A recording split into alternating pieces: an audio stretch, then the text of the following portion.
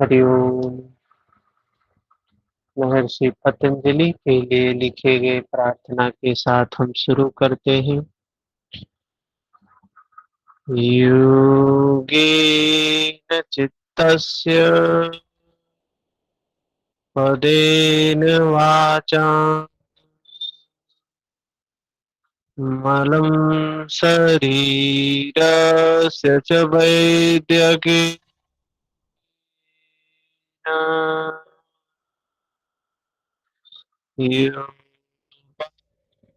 करोत्तम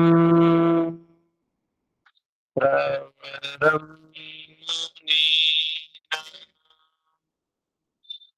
पतञ्जलिं प्राञ्जलिरानतोऽस्मि।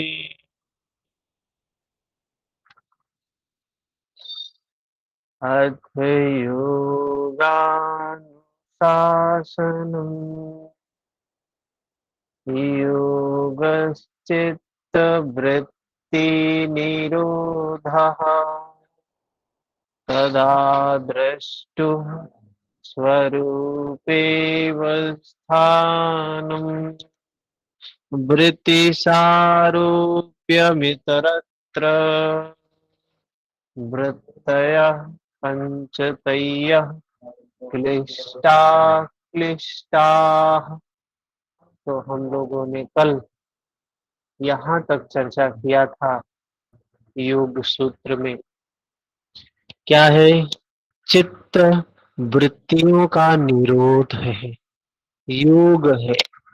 चित्त की वृत्तियों का निरोध हो जाना ही योग है।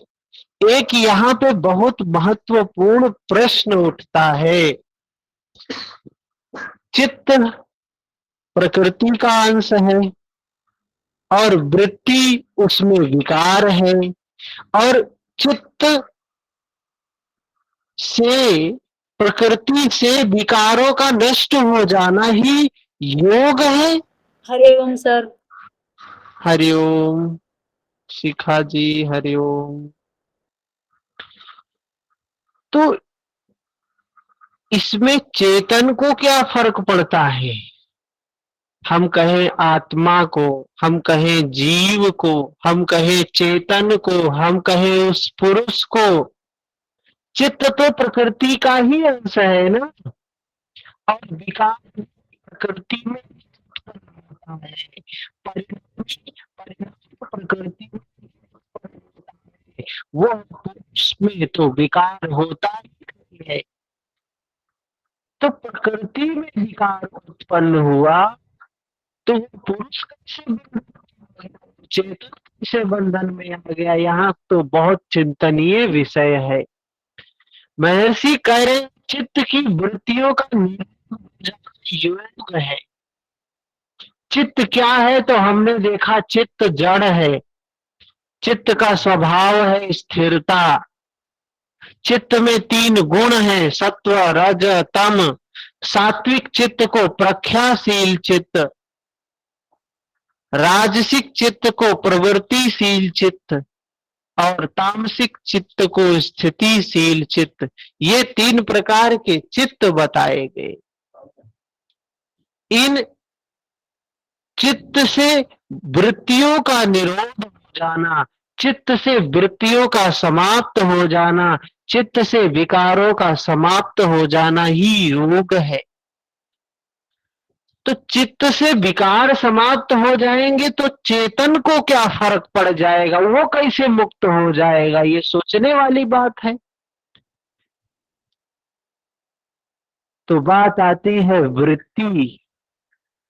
कितनी वृत्तियां हैं जिनका निरोध करना है? तो 5 वृत्तियां बताया है।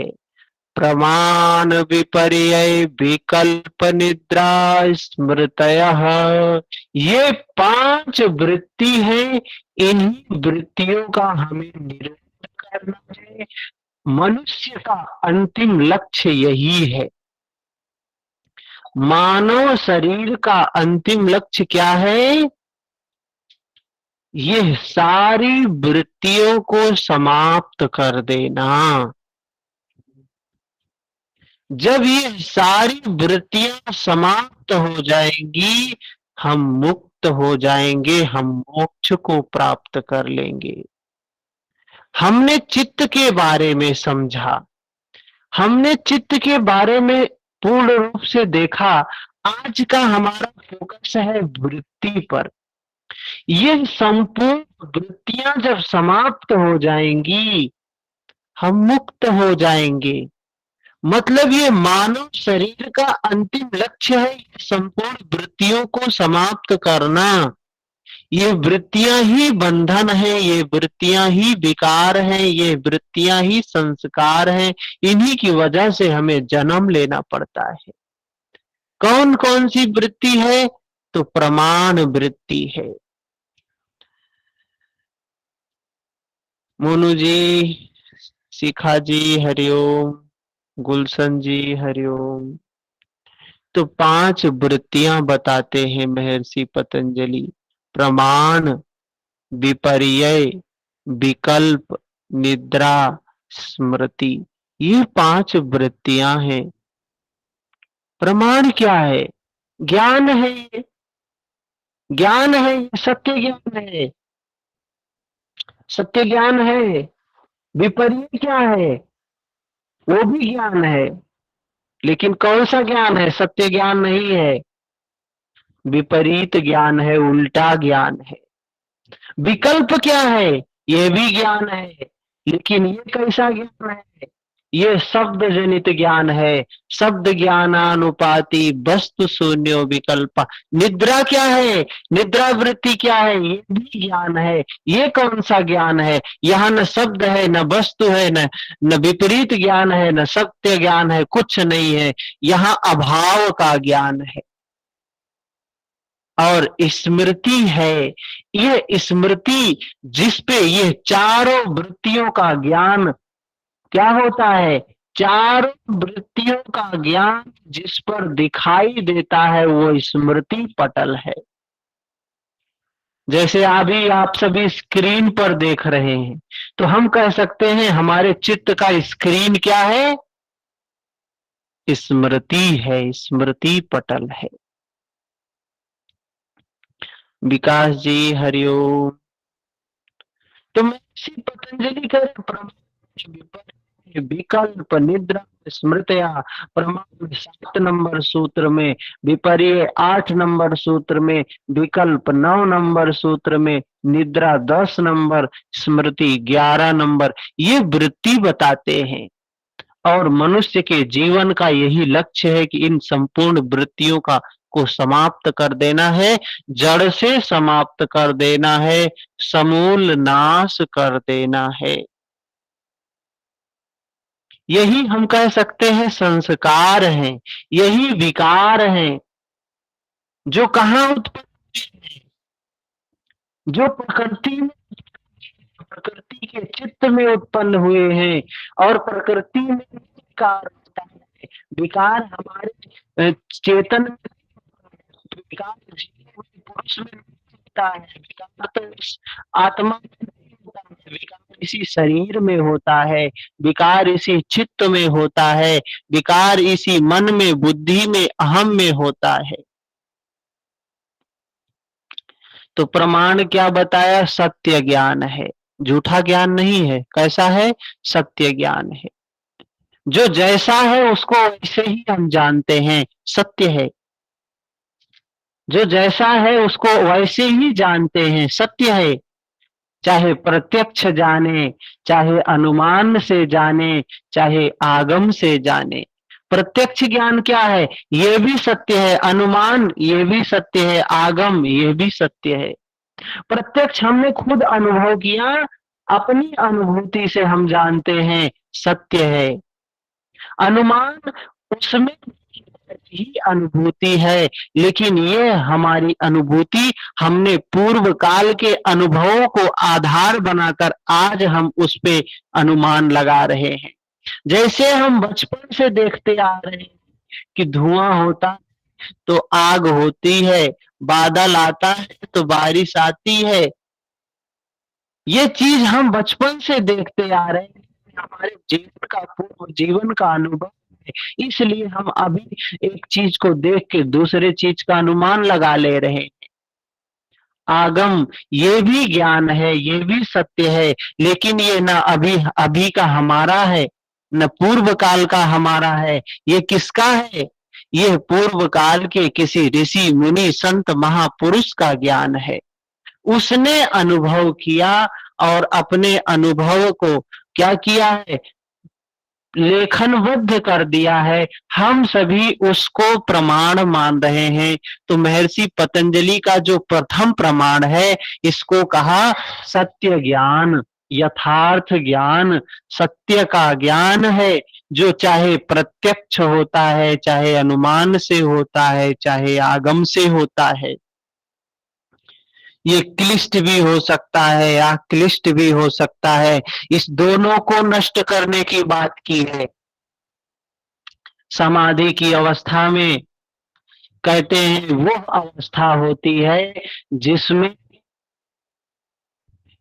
जैसे घट आकाश में होता है, बाहर से खाली और भीतर से खाली, और समाधि की अवस्था ऐसी अवस्था होती है जैसे घट समुद्र की तलहटी में होता है, भीतर से भी भरा हुआ, बाहर से भी भरा हुआ। मतलब न अंतर्मुखी है, न बहिर्मुखी है, न खाली है, न भरा। ऐसी अवस्था होती है समाधि की अवस्था, योग की अवस्था। तो ये प्रमाण तो बाधक होगा, ये तो होगा ही, इसको ये बंधनकारी तो होगा ही। ज्ञान, इसीलिए कृष्ण ने भी कहा है ज्ञानी आदमी को मुक्ति नहीं मिल सकती है। तो महर्षि पतंजलि भी कह रहे हैं, देखिए कैसे कह रहे हैं। ये योग सूत्र है, इसको जितना मथेंगे, जितना मथेंगे, जितना मथेंगे, उतना ही मक्खन निकलता जाता है इसमें से। हम तो जितनी बार पढ़ाते हैं उतने बार नए शब्दों का प्रयोग हो जाता है, जितनी बार देखते हैं उतनी बार नई चीजें दिखाई देने लगती हैं। क्या है? ये प्रमाण ज्ञान है, जो प्रत्यक्ष है, खुद का ज्ञान है, अपना ज्ञान है, या पूर्व का ज्ञान है, या किसी ऋषि मुनि संत महापुरुष का ज्ञान है, लेकिन ज्ञान है। ये ज्ञान भी बंधनकारी होता है, इसका निरोध करना है। 8 नंबर सूत्र में बताते हैं विपर्य, ये भी ज्ञान, लेकिन ये कैसा ज्ञान? ये सत्य ज्ञान नहीं है, ये विपरीत ज्ञान है, उल्टा ज्ञान है। क्या कह रहे हैं महर्षि पतंजलि? शब्द ज्ञानानुपाति वस्तु शून्यो विकल्प। शब्द ज्ञानानुपाति, जो ज्ञान शब्द जनित ज्ञान के साथ साथ होने वाला है। वस्तु शून्यो विकल्प, जिसका विषय वास्तव में नहीं है, वस्तु शून्य है। अरे विपर्य देखना है, इसके पहले तो विपर्य है। 8 नंबर सूत्र, विपर्ययो मिथ्या ज्ञानम आतद रूप प्रतिष्ठम। विपर्य वृत्ति की बात करते हैं। ये क्या है? ये विपरीत ज्ञान, ये भी ज्ञान है, विपरीत ज्ञान है, यह भी ज्ञान है। और महर्षि पतंजलि शुरू में क्या कहा है? दर्शन करना है। किसका दर्शन करना है जी? इन्हीं ज्ञान का दर्शन करना है, चाहे वो प्रत्यक्ष हो, अनुमान, चाहे वो प्रमाण जनित हो, चाहे वो विपरीत हो। इसीलिए कहा है वितर्क, चाहे वो विपरीत ज्ञान ही हो, उल्टा ज्ञान ही हो, लेकिन जो कुछ ज्ञान हो उसको क्या करना है? दर्शन करना है। वृत्तियों का निरोध कैसे होगा वो आगे बताएंगे, उपाय भी बताएंगे। इन वृत्तियां कैसे खत्म होंगी, प्रमाण, विपर्य, विकल्प, निद्रा, स्मृति, ये सब कैसे खत्म होंगे, इसके बारे में बताएंगे। निरोध, अभी तो हमने चित्त के बारे में देखा, वृत्ति के बारे में देख रहे हैं। अभी निरोध पर चर्चा करेंगे महर्षि पतंजलि। निरोध कैसे होगा? तो विपर्य क्या है? मिथ्या ज्ञान है, झूठा ज्ञान है। हम कहते हैं ना, यार हमको नहीं पता था कि तुम ऐसे हो, हमको ये नहीं पता था, हम तो तुम्हें गलत समझ रहे थे, हम जैसा जानते थे वैसे नहीं हो, हमने ऐसा नहीं सोचा था। क्या है ये? मिथ्या ज्ञान। हम झूठा समझ रहे थे, हम कुछ समझ रहे थे, वो कुछ निकला। क्या है ये? ये विपर्य ज्ञान है, विपरीत ज्ञान है, जो उस वस्तु के स्वरूप में प्रतिष्ठित नहीं है। ऐसा मिथ्या ज्ञान, झूठा ज्ञान विपर्य है। तो होता ही है जीवन में। भ्रम से क्या उत्पन्न होता है? अरे भ्रम, भ्रम ही सारे विकारों का सेनापति है। सुबह में देखा हमने महाभारत में, कौन है भीष्म, जिसको कहता है दुर्योधन कि अपने संपूर्ण सेनापतियों से, लोगों से कहता है सब ओर से भीष्म की रक्षा करो, भीष्म की रक्षा करो, भीष्म जिंदा रहेगा तो हमारी सेना अजेय है। तो यह विपरीत, यह भ्रम है, विपरीत ज्ञान है, यह सत्य नहीं है, भ्रम है, भीष्म है ये। और यह भी है तो ज्ञान ही, ज्ञान भी तो बंधनकारी होता ही है। आगे भगवान कृष्ण भी बताते हैं कि ज्ञानी व्यक्ति को कभी मुक्ति नहीं मिलती है, ज्ञानी व्यक्ति मुक्त नहीं हो सकता है। ज्ञान जो ज्ञान से भरा है, पंडित व्यक्ति, तो ये विपरीत ज्ञान यहाँ पर बता रहे हैं, जो सत्य नहीं है, ये भी बाधक हो सकता है और सहायक भी हो सकता है। इसके बाद विकल्प वृत्ति की बात करते हैं, यह भी ज्ञान है। वहां तो सत्य ज्ञान था, यहाँ झूठा ज्ञान था। यहाँ क्या है? विकल्प वृत्ति में शब्द ज्ञानानुपाति वस्तु शून्य विकल्प, जहां शब्द ही महत्वपूर्ण है, जहां पर महत्वपूर्ण क्या है? शब्द महत्वपूर्ण है। शब्द के आधार पर ज्ञान होता है, वस्तु यथार्थ में कुछ है ही नहीं। बस है क्या? शब्द है, शब्द है, शब्द है। अब तमाम एक ही शब्द होता है, शब्द तो एक ही होता है, लेकिन हम उसका अलग अलग अर्थ निकालते हैं। हाँ? और एक ही अर्थ के लिए तमाम शब्द भी होते हैं। तो यहाँ कह रहे हैं शब्द ज्ञानानुपाती, वास्तविक में सिर्फ शब्द के आधार पे हम ज्ञान उत्पन्न कर लेते हैं, ज्ञान को जानने लगते हैं। ये क्या है?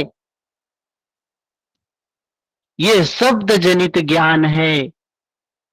वास्तविक में वस्तु, वस्तु का मतलब वो तथ्य कुछ नहीं होता है, वास्तविकता कुछ नहीं होती है, बस सिर्फ और सिर्फ शब्द ही होता है।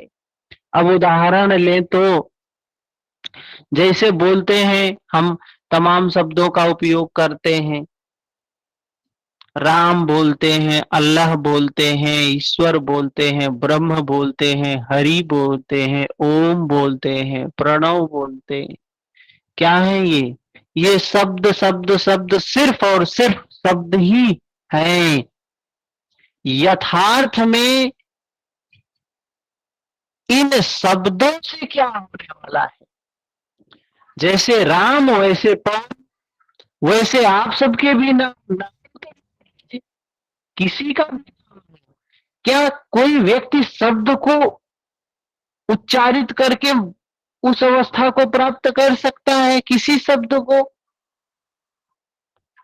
शब्दों की एक तरंगे होती हैं, वो वो मशीन ऑब्जर्व कर सकती है, हम भी उसको ऑब्जर्व कर सकते हैं। लेकिन शब्दों, जैसे शब्दों की एक तरंग होती है, वैसे ही इंद्रियों के द्वारा जब विषयों का संपर्क होता है, वैसे वहां भी तरंग उत्पन्न होती है। तो ये शब्द कह रहे हैं, शब्द से जो हमको ज्ञान उत्पन्न होता है, शब्द जनित जो ज्ञान उत्पन्न होता है, ये क्या है? विकल्प वृत्ति है। शब्द ज्ञानानुपाति वस्तु शून्यो विकल्पा। यथार्थ में कुछ नहीं है, बस यहाँ ज्ञान उत्पन्न हो रहा है, शब्द के द्वारा उत्पन्न हो रहा है। इसके बाद बताते हैं निद्रा वृत्ति के बारे में। अभाव के ज्ञान का अवलंबन करने वाली, अभाव के ज्ञान, यहां भी ज्ञान की बात आई, लेकिन ज्ञान कौन सा है? अभाव का ज्ञान। एक व्यक्ति बेहोश हो गया है, उसको पता नहीं होता है कि हम बेहोश ही हुए थे। एक व्यक्ति जब अनकॉन्शियस होता है और पता चला उसको एक हफ्ते बाद होश आया, तो उसको पता नहीं होता है कि एक हफ्ते तक मैं बेहोश था। उसको तो लगता है कि अभी सोमवार ही है, जबकि रहता अगला रही 5 दिन, लेकिन उसको लगता है कि आज सोमवार है। उसको होश नहीं होता है, तो वहां तो उसको ज्ञान नहीं था। लेकिन निद्रा में क्या होता? निद्रा में हमको ज्ञान होता है। कौन सा ज्ञान? बहुत बढ़िया निद्रा हुई, लेकिन होश नहीं था हमको। होश नहीं था, यह भी ज्ञान तो ज्ञान है। ये भी तो ज्ञान होता है हमको। अभाव का ज्ञान होता है, हमको उस समय कोई होश नहीं था, ये भी एक ज्ञान है। यह भी एक ज्ञान है कि हमको उस समय कोई होश नहीं था, बहुत अच्छी निद्रा आई, ये भी तो ज्ञान है। तो कह रहे हैं अभाव का अवलंबन, अभाव के ज्ञान का अवलंबन कराने वाली वृत्ति निद्रा वृत्ति है।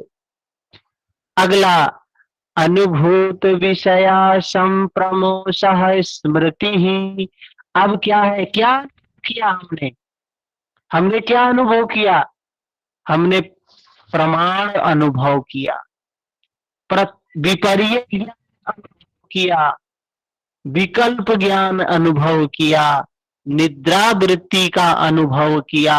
हमने इन चारों का अनुभव किया, और इन चारों की अनुभूति का क्या हो जाना? प्रकट हो जाना। क्या है? स्मृति है, जिस पे ये चारों वृत्तियां प्रकट होती हैं, इसी को कहा गया स्मृति है। अनुभूत विषया संप्रमोषः स्मृति। अनुभूति कैसे होता है?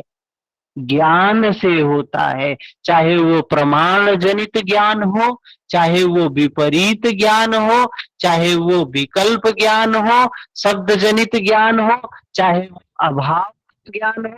ये सब जहां पर प्रकट होता है, जहां पर चित्त के पटल में दिखाई देता है, उसी को स्मृति कहा है। जैसे हमें स्क्रीन पर दिखाई दे रहा है, वैसे चित्त के एक पटल पर ये सारी वृत्तियां प्रदर्शित होती हैं, इन्हीं को स्मृति कहा है। तो हमने देखा चित्त, हमने देखा वृत्ति, ये 5 प्रमुख वृत्तियां हैं, जिन्हों को नष्ट करना ही योग है। तो बात आती है कि निरोध करने की बात करते हैं महर्षि पतंजलि। ये निरोध है क्या आखिर?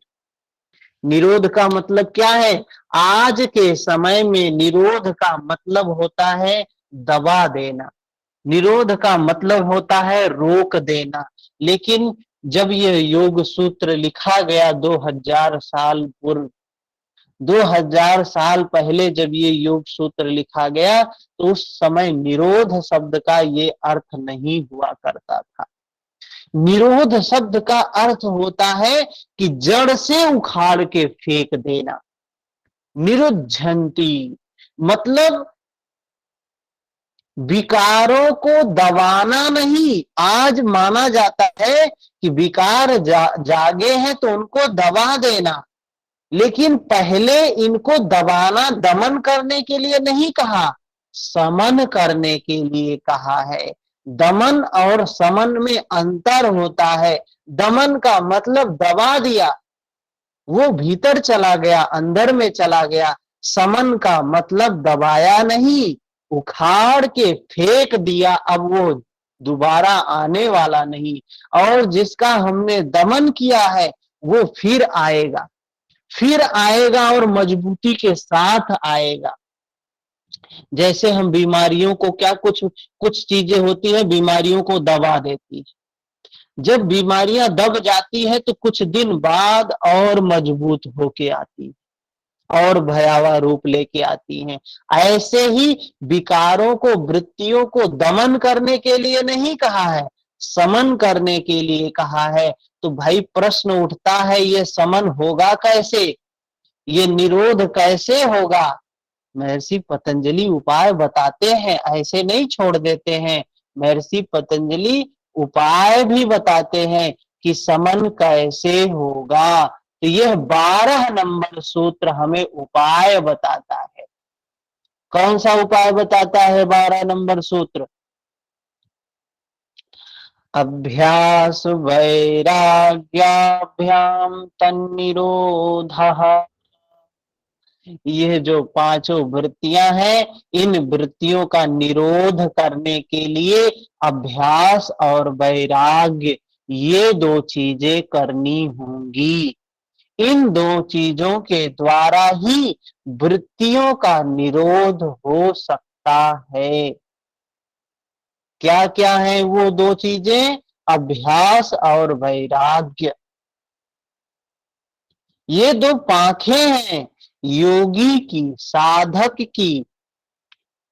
ये दो पांखें हैं, ये दोनों अगर नहीं होंगी या एक भी कमजोर होगी एक मजबूत होगी तो हम साधना में चल नहीं सकते हैं। दोनों बराबर होनी चाहिए, अभ्यास और वैराग्य। इन दोनों के द्वारा तन्निरोधः, इन दोनों के द्वारा ही क्या होगा? निरोध होगा, मतलब समन होगा। ये जो वृत्तियां हैं, प्रमाण, विपर्य, विकल्प, निद्रा, स्मृति, ये वृत्तियों का निरोध इन दोनों के द्वारा होगा, अभ्यास और वैराग्य के द्वारा।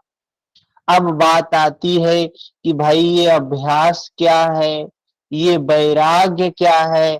तो इसको भी महर्षि पतंजलि बताएंगे, ऐसे ही नहीं जाते हैं छोड़ के, बताते हैं ये अभ्यास क्या है, वैराग्य क्या है। तो अगला सूत्र 13 नंबर सूत्र बताता है अभ्यास क्या है, किसको अभ्यास कहेंगे हम? तो कहते हैं तत्र। तत्र का मतलब क्या है यहाँ कोई बताएगा?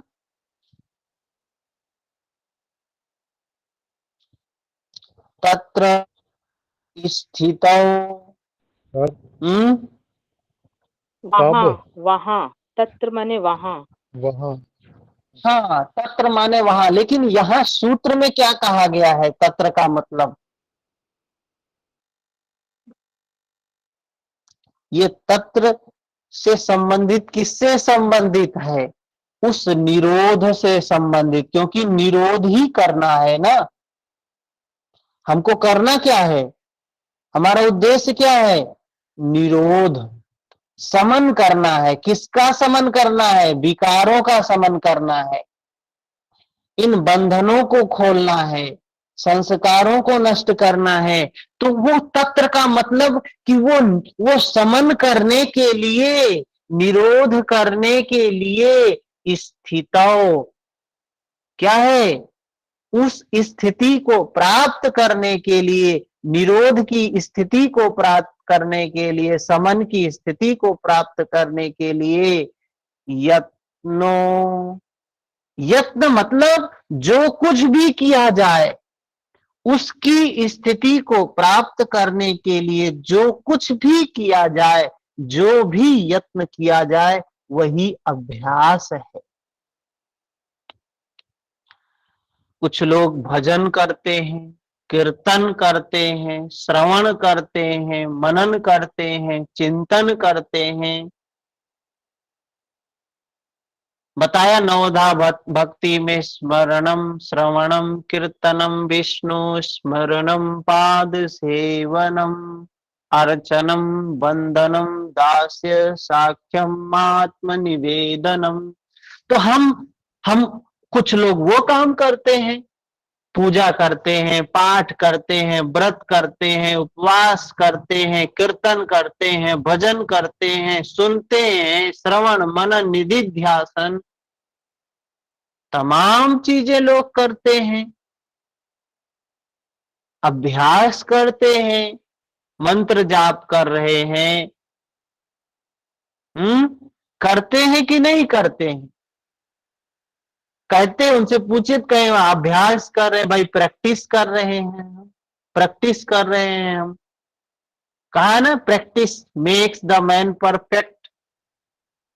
है, व्यक्ति को प्रैक्टिस परफेक्ट बनाता है, पूर्ण बनाता है। करत करत अभ्यास से जड़ मत होत सुजान, रस्सी आवत जात से सिल पर परत निशान। ये अभ्यास कितनी बड़ी चीज है कि सूत की रस्सी है, कॉटन की रस्सी है, लेकिन बार बार आने जाने से पत्थर पर भी निशान डाल देती, पत्थर को भी काट देती है। तो रस्सी आवत जात से सिल पर पड़त निशान। तो कह रहे हैं चित्त की वृत्तियों का निरोध करने के लिए जो कुछ भी करना है, वही अभ्यास है। कौन से सूत्र में बताया? 13 नंबर सूत्र में बताया। तो कैसे करना है अभ्यास? ये अभ्यास कैसे करना है? ये तो बात समझ में आ गई कि ये अभ्यास है। कैसे अभ्यास होगा? अभ्यास कैसे करना है? कौन सा सूत्र बताता है? 14 नंबर सूत्र है। क्या कह रहे हैं? कैसे करना है अभ्यास? सतु दीर्घ काल नैरंतर्ये सत्कार सेवितो दृढ़ भूमि। महर्षि पतंजलि कह रहे हैं सतु दीर्घ काल, क्या है? अभ्यास जो है कब तक करना है? दीर्घ काल तक करना है। मतलब टाइम नहीं रख सकते हैं आप, ये टाइम बाउंडेशन नहीं कर सकते हैं कि हम 6 महीने में ही जेआरएफ निकालेंगे, अगर नहीं निकलेगा तो छोड़ देंगे। हम 6 महीने में ही ये काम करेंगे, ये नहीं होगा तो छोड़ देंगे।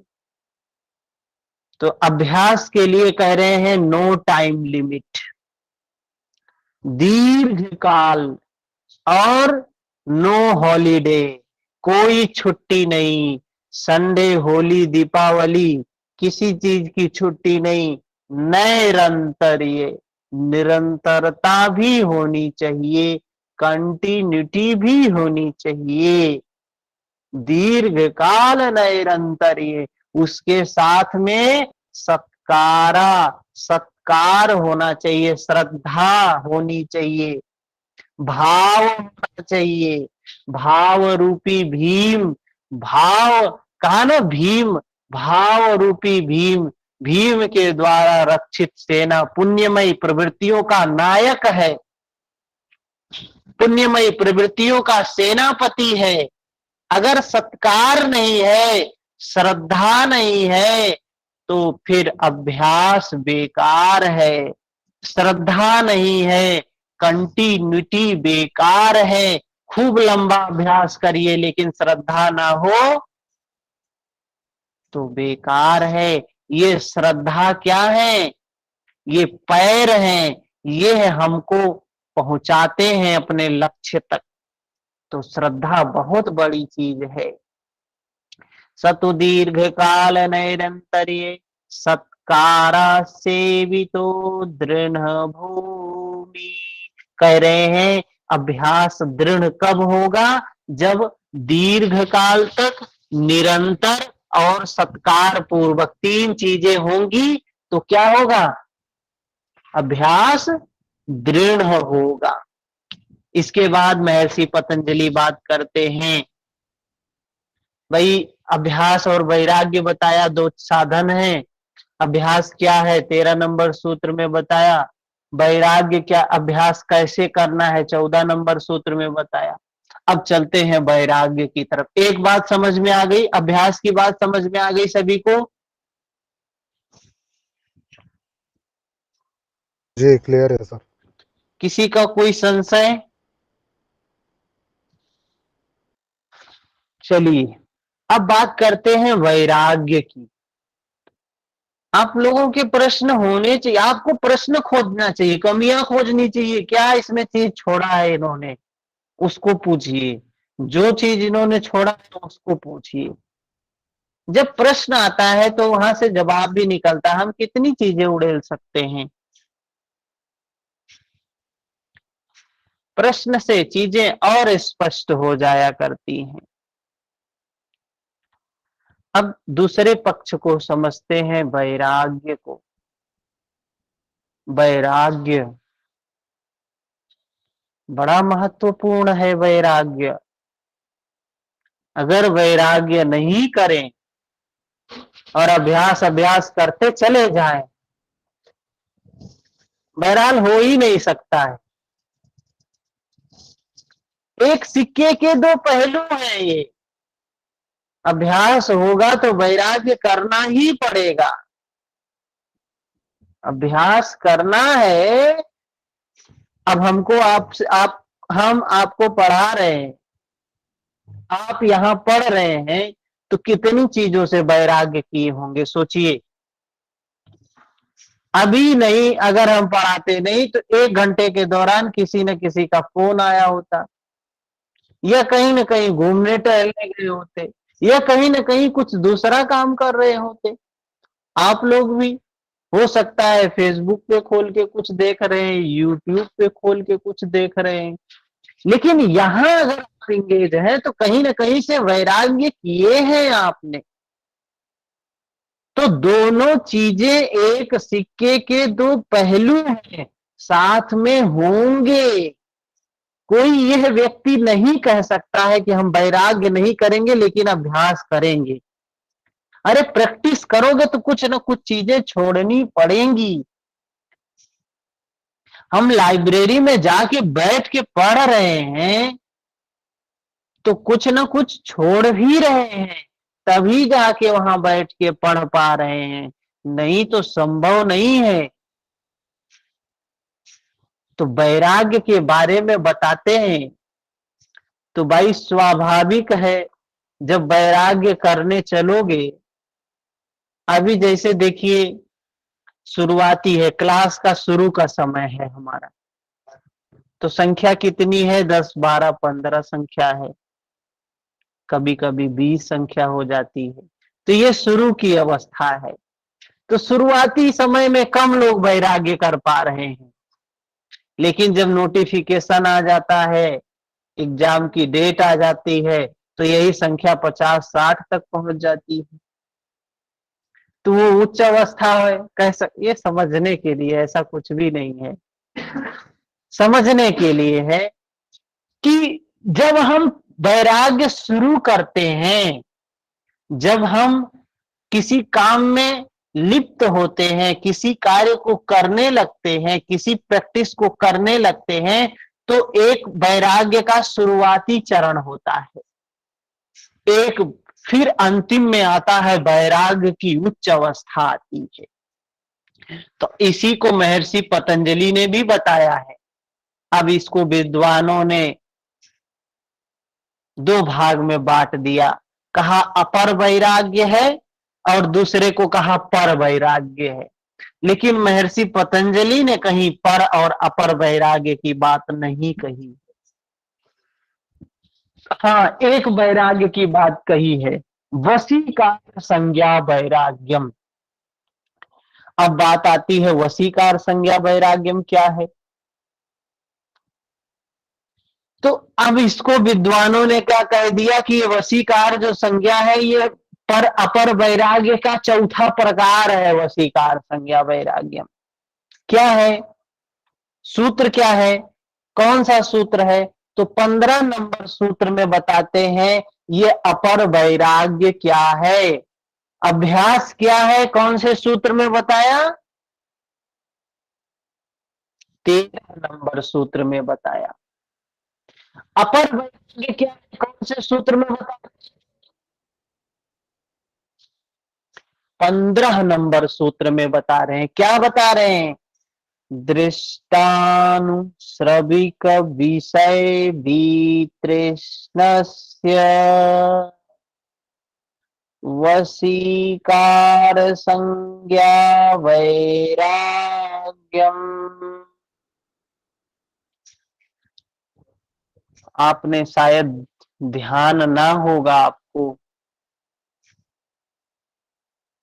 आपको शायद ध्यान नहीं होगा। हमने एक चीज आपको दिखाया था, देखे हैं क्या?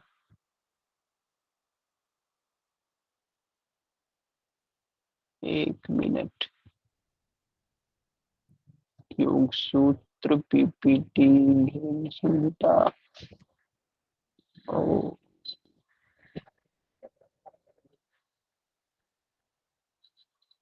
एक मिनट, एक मिनट। हमने ये बताया था किससे क्या उत्पन्न होता है।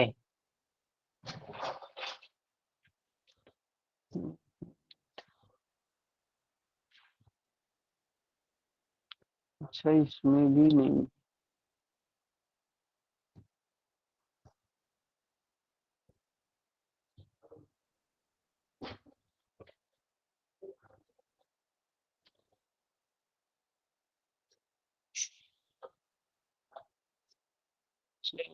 छोड़िए,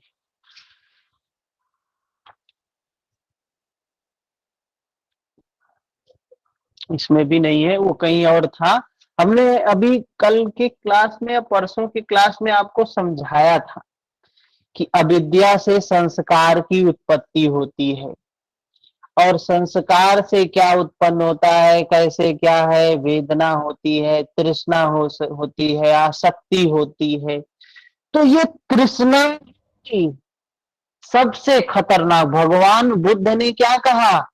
सभी दुखों का कारण तृष्णा, इस तृष्णा को नष्ट करना है। ये तृष्णा जो है बहुत खतरनाक है, ये तृष्णा ही जागती है तब हम संस्कार उत्पन्न करने लगते हैं।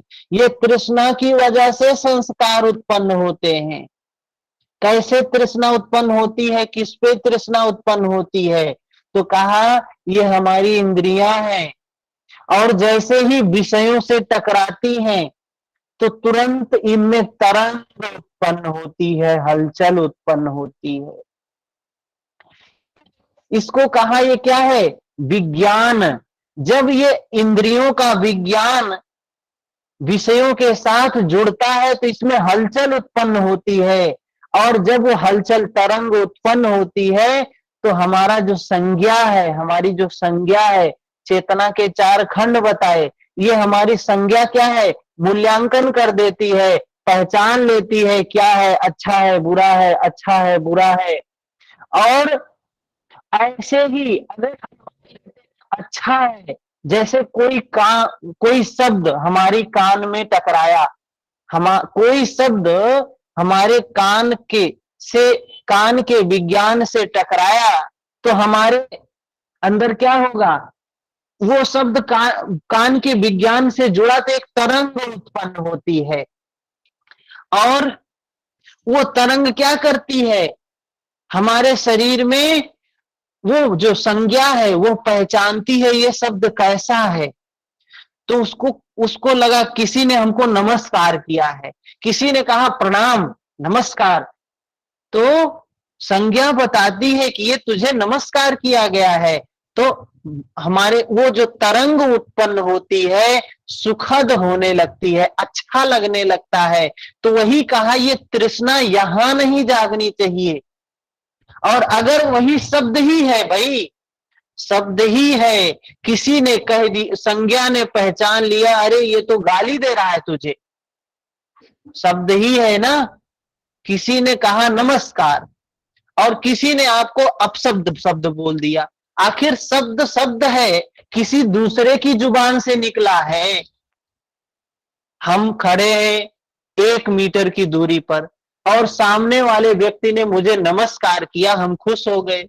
सामने वाले व्यक्ति ने हमें गाली दिया, हम दुखी हो गए।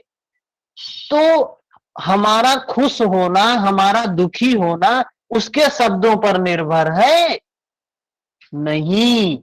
वहां जब शब्द हमारे अंदर में टकराते हैं, इंद्रियों से विज्ञान से जुड़ते हैं, हमारी संज्ञा बताती है अच्छा है कि बुरा है। अच्छा होता है तो सुखद वेदना चलती है, बुरा होता है तो दुखद वेदना चलती है, और हम यहीं पर सुखद वेदना के लिए तृष्णा पैदा करते हैं, दुखद वेदना से द्वेष पैदा करते हैं। यही हमारा दुख का निर्माण क्या है? मल्टीप्लिकेशन होने लगता है हमारे दुख में।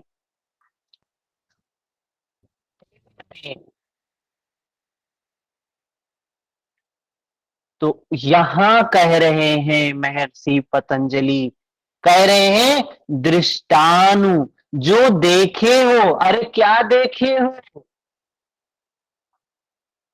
जो कुछ भी देखे हो। अरे ज्ञान दर्शन है ना। महर्षि पतंजलि क्या सूत्र को क्या लिखा गया है? ये सूत्र कल भी हमने दिखाया था, ऊपर क्या लिखा है? ये पातंजल योग दर्शनम, दर्शन है ये। दर्शन का मतलब देखने का की बात कह रहे हैं, यहां दृष्ट देखने की बात कर रहे हैं। क्या देखने की बात कर रहे हैं? और फिर यहां बात आ गई दृष्टानु, जो भी देखे हो उससे वैराग्य करना है। जो भी देखे हो, तो हम देखते कैसे हैं? वैसे तो आंख कान नाक जिह्वा त्वचा इनसे देखते हैं, लेकिन यथार्थ वे में हम किससे देखते हैं? ये तो बहिर्मुखी हम देख रहे हैं, वैसे मन से देखते हैं, अंतर मन से देखते हैं। कहते हैं कुछ भी चाहे जैसे दिखे हो, चाहे प्रत्यक्ष देखे हो, चाहे विपरीत ज्ञान देखे हो, चाहे शब्द जनित ज्ञान देखे हो, चाहे निद्रा के अभाव का ज्ञान देखे हो, कुछ भी देखे हो, सबसे क्या करना है? सभी देखे हुए विषयों से तृष्णा रहित हो जाना, उसमें तृष्णा नहीं जगाना। इसके बाद क्या कहते हैं? श्रविक, जो कुछ भी सुना है उनमें से सुने हुए विषयों के प्रति भी तृष्णा रहित हो जाना। देखे हुए विषयों, सुने हुए विषयों के प्रति तृष्णा का अभाव होना, तृष्णा का समाप्त हो जाना ही क्या है? वशीकार संज्ञा वैराग्यम। तो जब हम शुरू शुरू में वैराग्य शुरू करते हैं तो सबसे पहले क्या होता है? शुरू करते हैं तो शुरुआती अवस्था को बोला यतमान। ये व्यास भाष्य में व्यास जी ने बताया है।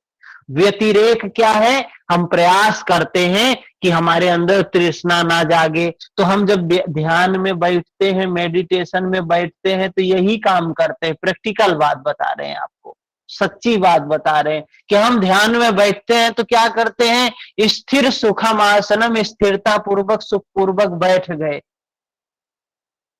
तनिक भी हलन चलन नहीं कर रहे हैं, शरीर को हिला डुला नहीं रहे।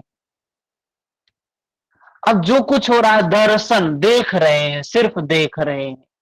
और क्या कर रहे हैं, शुरुआती अवस्था में क्या बताया, वैराग्य, वैराग्य कर रहे, अभ्यास तो चल ही रहा है। वैराग्य किससे वैराग्य कर रहे हैं कि तृष्णा नहीं जगाएंगे, तृष्णा नहीं जगाएंगे, जो कुछ होगा उसको सिर्फ देखेंगे। दर्द हो रहा है तो दर्द को देखेंगे, वो सच्चाई है इस क्षण की। गर्मी लग रही है, पसीना आ रहा है तो उसको देखेंगे, इस क्षण की सच्चाई है। उससे भागेंगे नहीं, उसको समाप्त करने की भी तृष्णा नहीं उठाएंगे, बस साक्षी भाव से देखते हैं। तो ही कहा देखे और सुने हुए विषयों के प्रति तृष्णा का अभाव हो जाना। और इसको कहते देखते देखते, देखते देखते सारी वृत्तियां नष्ट हो जाती हैं। अरे ये क्या बता रहे हैं महर्षि पतंजलि, ये वृत्ति के निरोध का उपाय बता रहे हैं, ये वृत्तियों को समाप्त करने का उपाय बता रहे हैं। कोई व्यक्ति कहता है मन को निर्मल करना आसान नहीं है, अरे है काहे नहीं, जो महर्षि पतंजलि टेक्निक बता रहे हैं इसका पालन करके देखो कैसे निरोध, काहे नहीं निरोध होगा। तो कह रहे हैं क्या करना है, तृष्णा नहीं जगाना है, अपेक्षा अनपेक्षा, अपेक्षा नहीं रखना है। क्या होगा, सुचिर दक्ष, शुचि होगा, निर्मलता आएगी, चित्त के सारे विकार नष्ट हो जाएंगे, सारी वृत्तियां नष्ट होंगी। और कह रहे हैं जब तृष्णा बिल्कुल समाप्त हो जाएगी, जब हम तृष्णा को समाप्त कर दिए तो क्या होगा, वशीकार संज्ञा वैराग्यम, तब वशीकार संज्ञा वैराग्य की अवस्था आएगी। ये तो बताया कि वैराग्य क्या होता है, अपर वैराग्य क्या होता है। अभी आगे एक चीज और बताएंगे, अपर वैराग्य कैसे करना है। भाई करने की बात है ना, शुरुआती क्षण है तो करने की बात है, कैसे करोगे अपर वैराग्य, कैसे करोगे। तो कौन सा सूत्र बताता है, 17 नंबर सूत्र बताता है कैसे करोगे। तो भाई जब तृष्णा समाप्त करने के लिए बैठोगे, ध्यान करने के लिए बैठेंगे हम कि तृष्णा नहीं पैदा करना है, तो जब प्रैक्टिकल बात है, क्योंकि हम करे हैं करते हैं तो भाई हमको दिख रहा है कि प्रैक्टिकल बात कर रहे हैं महर्षि पतंजलि। 17 नंबर सूत्र में क्या कहते हैं, वितर्क विचारानंदा स्मितानुगमात संप्रज्ञात, संप्रज्ञात का मतलब क्या कह रहे हैं, दर्शन करने की बात कह रहे हैं, देखने की बात कह रहे हैं। क्या देखने की बात कह रहे हैं, महर्षि पतंजलि कह रहे हैं सम्यक प्रकार से ज्ञात करना है। ज्ञात करना मतलब जानना है, जानना मतलब देखना है, मतलब दृष्टा भाव में स्थित होना है। जब हम इसमें देखते जाएंगे तो वृत्तियों का निरोध होता चला जाएगा। तभी कहा है तदा दृष्टु, जब हम देखते देखते देखते देखते सारी वृत्तियों का निरोध कर देंगे, तदा दृष्टु क्या हो जाएगा, स्वरूपे अवस्थानम, स्वरूप में स्थित मिल जाएगी, स्वरूप की स्थिति मिल जाएगी। तो कैसे मिलेगी स्वरूप की स्थिति, देखने से मिलेगी, जानने से मिलेगी, साक्षी भाव में, दृष्टा भाव में स्थित होने से मिलेगी। तो प्रैक्टिकल बात है भाई, बैठते हैं ध्यान करने के लिए तो क्या होता है, होता क्या है, सबसे पहले वितर्क ही आते हैं। कभी बैठ के देखिए, बैठेंगे 10-15 मिनट बैठेंगे, पूरे शरीर में दर्द ही दर्द शुरू होगा, पहले पूरे चित्त में विकार, चित्त मतलब 20 मिनट आंख बंद करके बैठ जाइए और शरीर को नहीं हिलाएंगे, ये संकल्प करके बैठिए। देखिए 20 मिनट में ही कितने वितर्क आपको प्रभावित करेंगे। सिर्फ 20 मिनट, अभी नहीं, कल सुबह की बात है। सो के उठिए, नहा धो के फ्रेश हो जाइए और 20 मिनट के लिए अपने शरीर को स्थिर करके बैठिए। देखिए क्या सुख की अवस्था होती है क्या। 20 मिनट में तो इतने वितर्क आएंगे, इतने वितर्क आएंगे, शारीरिक रूप से भी मानसिक रूप से भी, कि जैसे लगेगा पहाड़ ऊपर लादे हुए हैं। लेकिन उसको भी अगर देखना आ जाएगा, अभी आपको देखना नहीं पता है, इसलिए 20 मिनट पहाड़ जैसे लाद के बैठे होंगे कि जल्दी से 20 मिनट बीते और जल्दी से खड़े हो जाएं, जल्दी से पैर को हिला लें, जल्दी से आंख को खोल लें। लेकिन जब हम दृष्टा भाव में स्थित होते हैं तो वितर्क को साक्षी भाव में देखते हैं तो धीरे धीरे वितर्क समाप्त हो जाते हैं, फिर विचार आने लगते हैं, विचार भी समाप्त हो जाते हैं, फिर आनंद की स्थिति आती है। न वितर्क है न विचार है, आनंद की अवस्था है। धीरे धीरे साक्षी भाव से देखते देखते आनंद भी समाप्त हो जाता है। स्मिता मतलब मैं मेरे का भाव, वो उच्च अवस्था आ जाती है। ऐसे ऐसे धीरे धीरे हम वैराग्य की ओर उन्मुख होते हैं, आगे बढ़ते हैं। तो वैराग्य कैसे करना है, तो महर्षि पतंजलि कह रहे हैं देखना है, सिर्फ जानना है सिर्फ। और देखना और जानना कैसे है, संप्रज्ञात, समता के साथ में, प्रज्ञा के साथ में जानना है। तभी क्या होगा, वृत्तियों का निरोध होगा, तभी विकार समाप्त होंगे, तभी बंधन खुलते जाएंगे। बात समझ में आई? किसी का प्रश्न है यहां तक तो बताएं। किसी का प्रश्न है तो बताएं।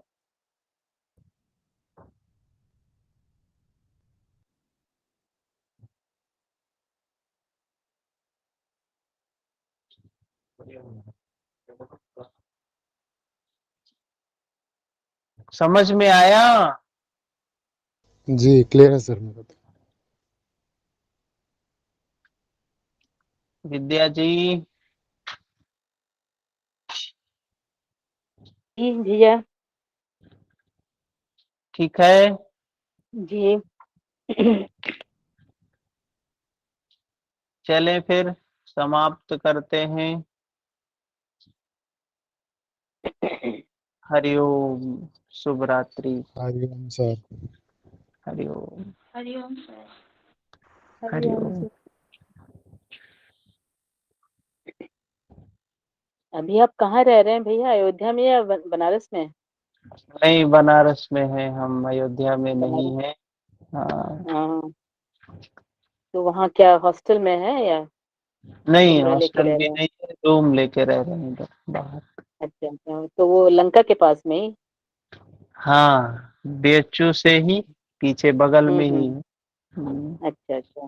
हाँ, तो खाना पीना अपने खुद बना रहे हैं? जी जी, खुद ही। हाँ हाँ हाँ, बहुत बढ़िया।